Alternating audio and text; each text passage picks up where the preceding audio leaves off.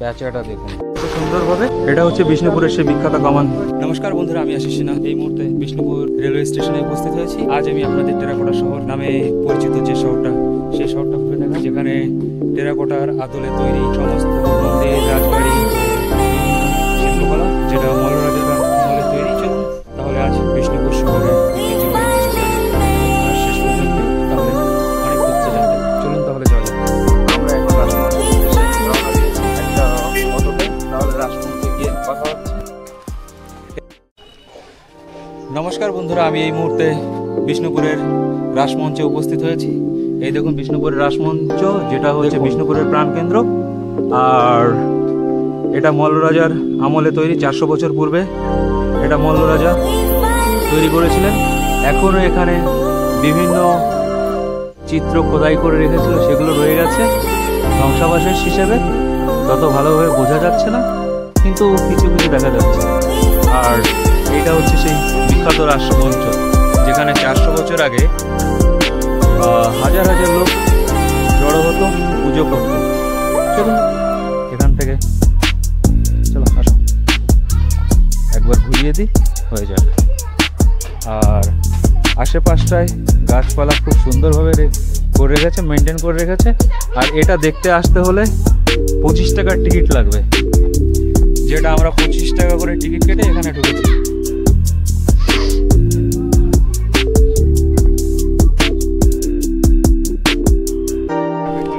আমাদের মোটামুটি রাসমঞ্চ ঘোরা কমপ্লিট। তাও দেখি আশেপাশে কি আছে, একটু দেখা যাক। আর এখানে কি লিখে রেখেছে চলুন দেখা যাক। বাংলায় বিজ্ঞপ্তি জুম করে পড়ে নেবেন যা আছে, কারণ কি এখন আমি আর পড়ছি না। ঠিক আছে, চলুন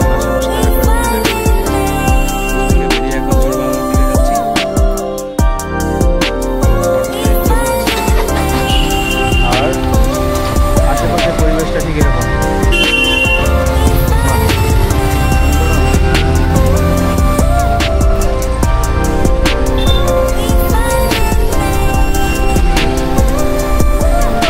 খুব সুন্দর আছে আজকে আকাশ, ভিডিও করলে তো অসুবিধা নেই। এইটা হচ্ছে জোড় বাংলা মন্দির, উপরে চড়া বারণ, সিঁড়ি নেই, সেই কারণে চলো দেখা যাক কি আছে।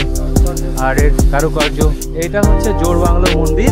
দেখুন টেরাকোটা শিল্পের আদলে তৈরি। এখানে মহাভারত, রামায়ণ ও বিভিন্ন পৌরাণিক চিত্রগুলোর দেখুন টেরাকোটা শিল্পের আদলে তৈরি চরিত্রের ফটো বা মূর্তি করে রেখেছে। এখনো মল্ল রাজা আমলে কিছু কিছু জিনিস তৈরি করে গেছে এই বিষ্ণুপুরে, আজও ইতিহাস হয়ে রয়ে গেছে। আর আমরা সেই ইতিহাস জোড় বাংলা মন্দির আর কিছু এখানে আশেপাশে যারা মেইনটেনেন্স করেন তারা ঘাস কাটছে।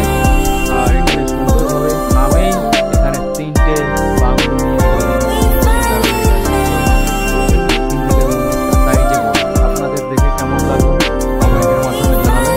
এখানেও প্রায় ঘোরা শেষ, জোড় বাংলো মন্দির আপাতত ঘোরা শেষ। চলুন এবার এখান থেকে কামান দেখতে যাই। জোড় বাংলো মন্দিরের ঠিক বাইরে সুন্দরভাবে মাটির তৈরি বিভিন্ন জিনিস এখানে বিক্রি করছেন। এটাই হচ্ছে বিষ্ণুপুরের ঐতিহ্য। এখানে লোক কখন হবে? ও এখন গরমে আসে না বেশ। আর এইটাই হচ্ছে সেই টেরাকোটা শিল্পের আদলে তৈরি সমস্ত একটা কিছু নিয়ে যাই। এই কচ্ছপ কত করে?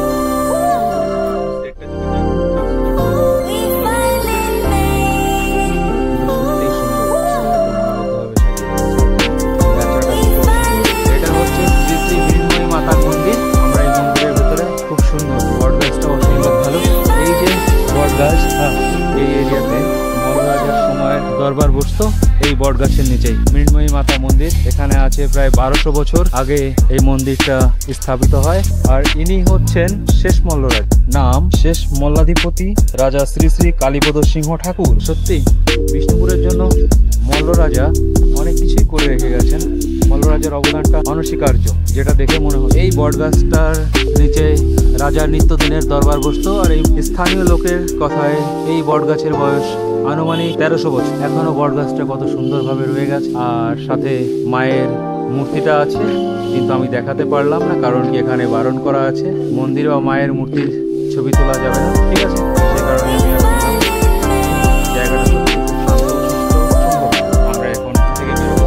এরপরে আমরা কামান দেখতে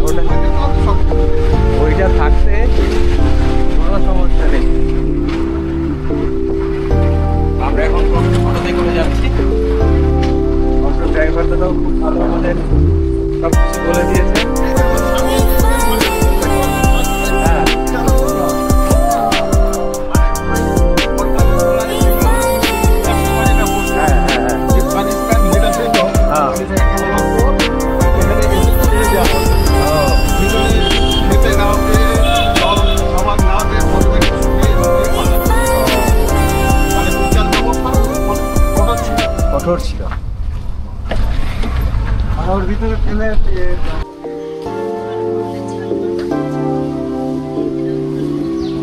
এই কামানটার নাম হচ্ছে দলমাদল কামান। এটা হচ্ছে বিষ্ণুপুরের সেই বিখ্যাত কামান, যেটা বিষ্ণুপুর শহরকে বাঁচানোর জন্য স্বয়ং ভগবান এই কামানটা চালিয়েছিলেন কথিত আছে। এখন দেখুন কামানটা এখনো সেইভাবে অক্ষতভাবে রয়ে গেছে। আর চলুন দেখুন আশেপাশটা কেমন কি ভালো মন্দ। আমাদের দলমাদল কামান দেখা শেষ, এখান থেকে আমরা বেরোচ্ছি, অটোয় বসে গেছি। এবার যাওয়া যাক, দেখুন কি দেখা যায়।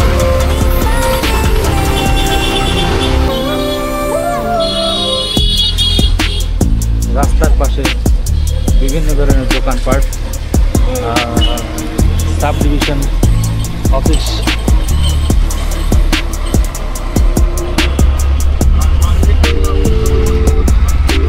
যদুভট্ট মঞ্চ,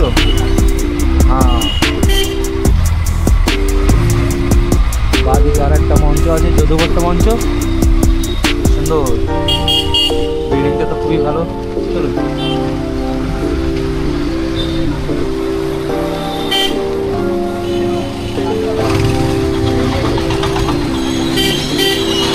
মোটামুটি ঠিকই আছে। স্টেডিয়াম এটা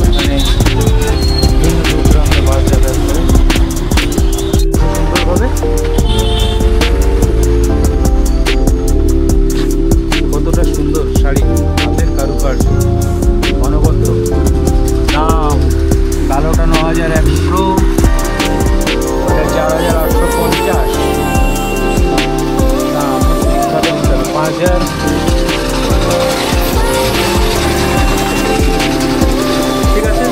আমাদের ভালো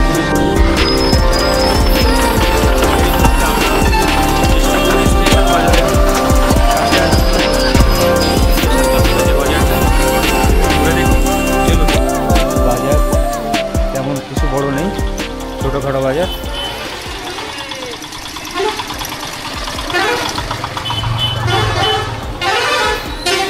ঠিক আছে।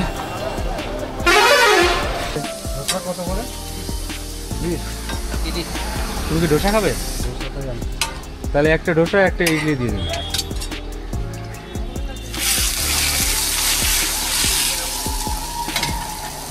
খাওয়া দাওয়া চলছে, আমরা এখন এখানে খাবো ডোসা আর ইডলি।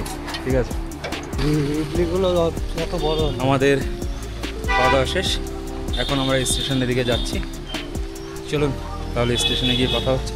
আমরা এখন বিষ্ণুপুর স্টেশন চত্বরে চলে এসেছি।